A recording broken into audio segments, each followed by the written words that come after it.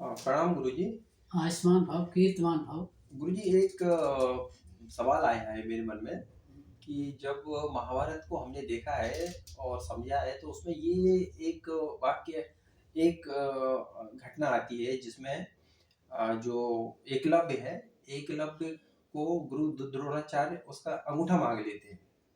तो क्या ये बात सही है कि ये गुरु जो है, जो शिष्य अब द्रोणाचार्य को गुरु मानता है और गुरु दक्षिणा के रूप में अंगूठा मांग ले किसी व्यक्ति का, तो ये क्या ये व्यवहार में संभव है?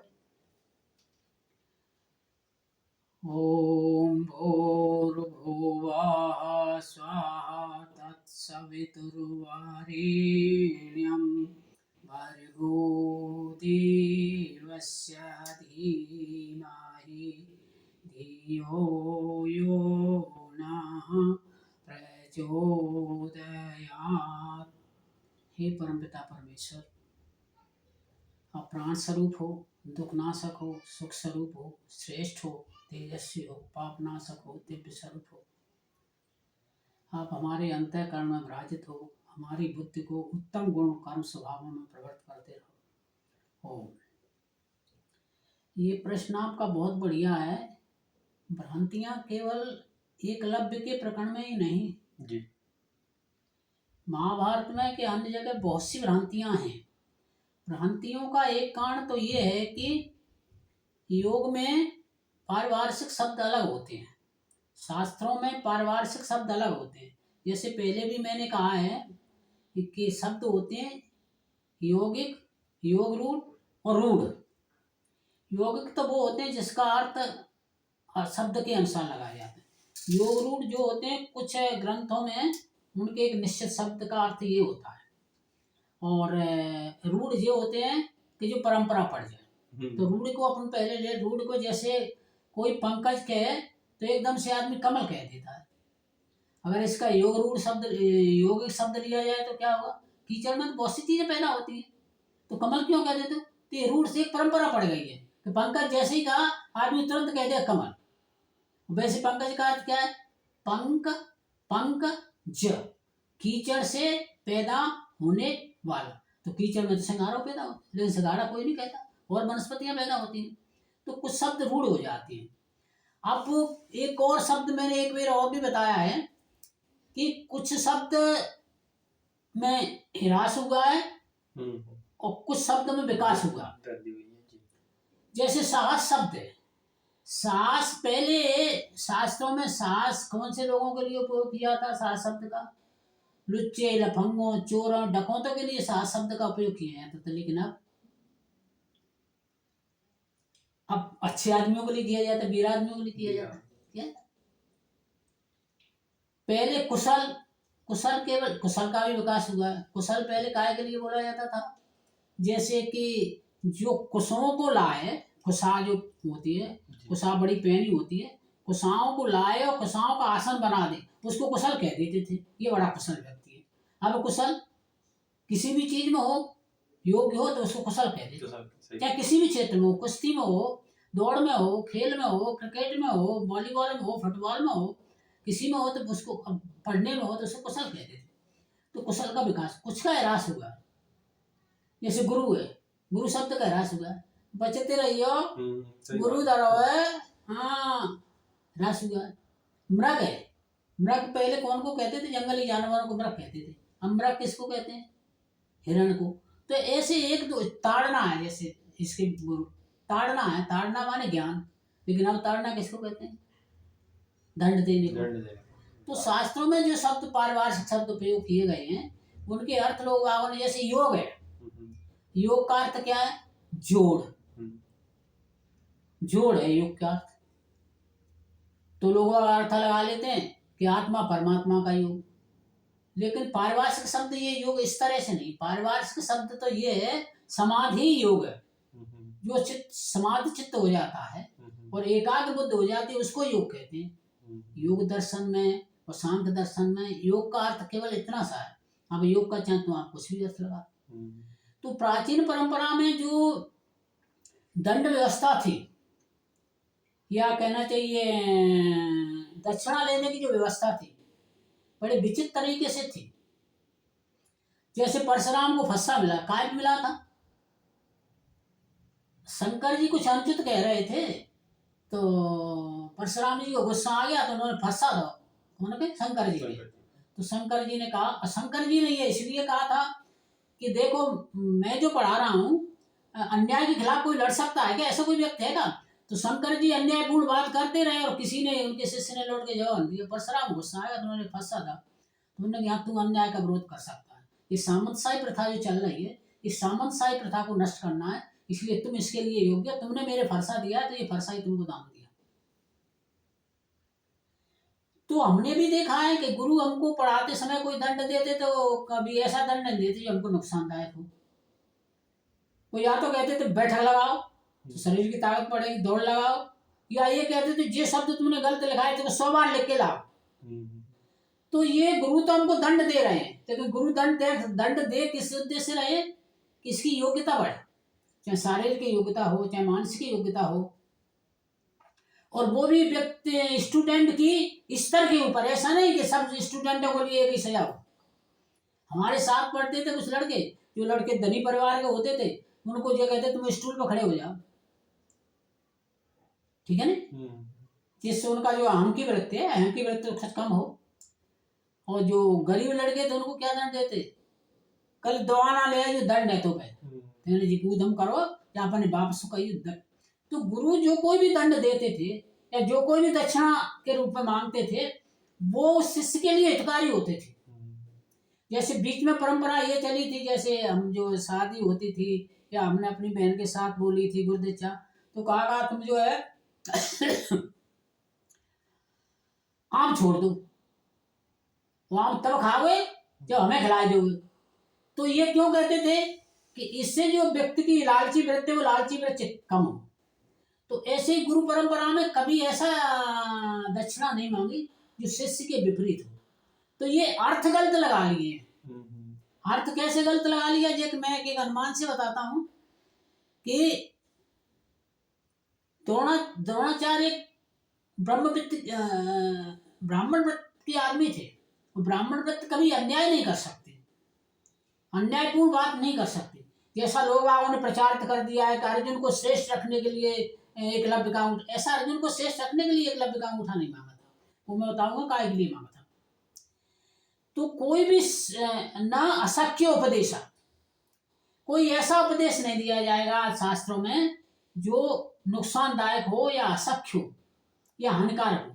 अब ये उपदेश दिया है, द्रोणाचार्य ने जो दक्षिणा के रूप में मांगा है वो एक उपदेश है, और ये उपदेश जो हानिकारक हो समाज के लिए, उपदेश कोई कैसे दे सकता है?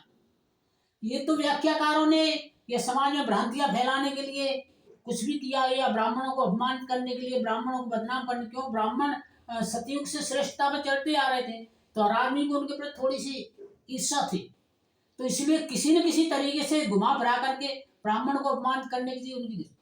तो उनने मांगा क्या था? लोग आप कहते थे, मैंने एक दफे बोला भी था, तो वो एक छोटा सा बच्चा बोला, क्योंकि उपन्यासों में और उनमें अभिमन्यु नाटक में, इन सब में ये कुछ चीजें ऐसी घुसेड़ दी हैं कि बच्चों के मन में वो घर कर गई हैं। उनको अगर वास्तविकता से अवगत कराया जाए तो उनकी समझ में नहीं आएगा। आज कुछ बातें ऐसी समाज में घुसेड़ती गई हैं, उनको अगर वास्तविकता से अवगत कराया जाए तो वो मानेंगे नहीं कैसे भी। वास्तविकता क्या थी?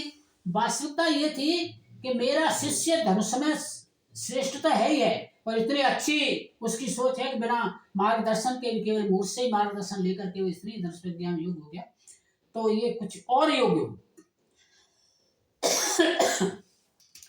तो उन्होंने कहा कि युद्ध में कभी कभी एक हाथ से काम करते करते अपन भी थक जाते हैं, तो सीधे से काम नहीं हो रहा तो डेरे से करने लगते, ठीक है।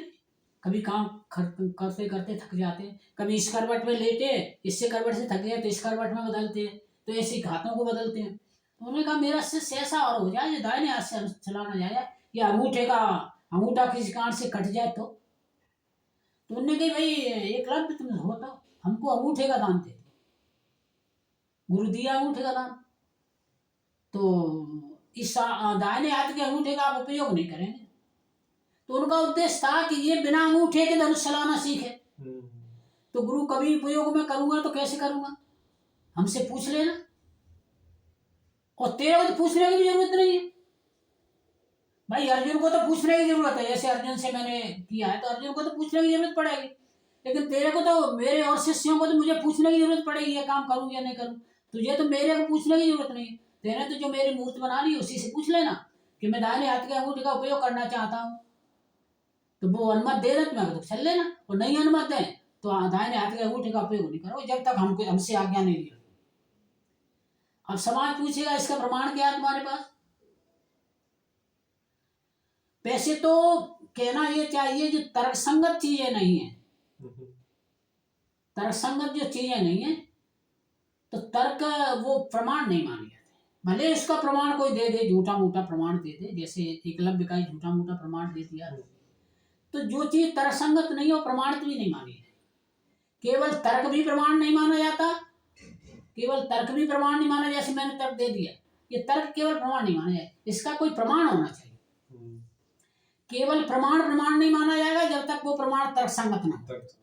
प्रमाण जब तक तर्कसंगत नहीं हो तो प्रमाण नहीं माना जाएगा।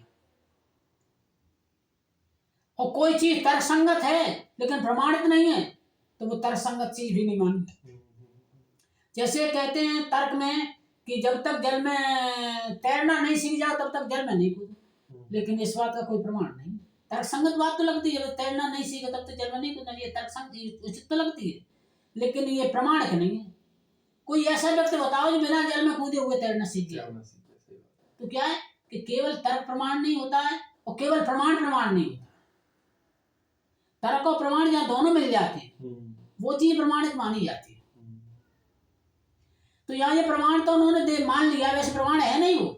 कोई भी शिष्य, कोई भी गुरु जो प्राचीन काल के उस समय के गुरु ऐसे नकष्ट, ऐसे नीच प्रवृत्ति के नहीं हो सकते कि एकलव्य से अंगूठा काट दे और केवल इसलिए कि अर्जुन श्रेष्ठ बना रहे, नेवर। तो अब अर्जुन भी सब्यसाची था। सब्यसाची माने सभ्य, वैसे कहते हैं जैसे यज्ञोपवीत अपन धारण करते हैं तो सभ्य कहते हैं कि जो यज्ञोपवीत उल्टे कंधे के ऊपर हो और सीधे कंधे के नीचे हो, ये सभ्य होता है। ये सीधा है, मतलब सीधा, ये शुद्ध है मतलब। और अपसभ्य होता है कि सीधे कंधे के ऊपर हो उल्टे कंधे के नीचे हो, तो ये अपसभ्य होता है। तो अर्जुन को क्या कहा गया है, सब्यसाची अर्जुन। अर्जुन से भी